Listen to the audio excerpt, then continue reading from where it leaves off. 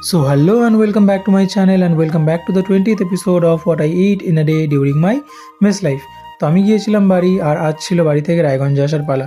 তাই সকালে ঘুম থেকে উঠে চা বিস্কিট খেলাম এবং চা বিস্কিট খেয়ে রনিকেও একটা বিস্কিট খাওয়ালাম। এটা হাফ ছিল কিন্তু আমি ওকে পুরো একটা বিস্কিট খাইয়েছিলাম। আর তারপরে খেলাম আমি খিচুড়ি, মা রান্না করেছিল সকাল সকাল খিচুড়ি আর অমলেট। তাই সেটা খেয়ে রনিকে বাই বাই বলে এলাম রায়গঞ্জে। আর যেহেতু একদিন পড়ানো বন্ধ গেছিলো তাই দুপুরে ওকে এক্সট্রা ডেট পড়ালাম, মানে আমার স্টুডেন্টকে। আর এসে দেখি আমার জন্য ফল কেটে রেখেছে দুপুরবেলা, এই যে এত সুন্দরভাবে কেটেছে, তার জন্য একটা লাইক তো বানতে হয়, তাই না? আর রুমে এসে দেখি যে দুপুরের খাবার দাবারও চলে এসছে। আর দুপুরের খাবার দাবারে ছিল সব কিছুই নিরামিষ, ভাত, ডাল, বেগুন ভাজা, আলু পেঁয়াজ কলি ভাজা, আর তার সাথে ছিল এই পালং শাক। তো এই ছিল আজকের দুপুরের খাবারে। আর তারপরে খাওয়া দাওয়া করে রেস্ট করে গেলাম বিকেলে পড়াতে। পড়িয়ে ফেরার সময় এই দুটো প্যাটিস কিনে নিয়ে এসেছিলাম। আর রাতের খাবারে ছিল রুটি, আলু ভাজা আর এই বাইরে থেকে কিনে আনা তড়কা।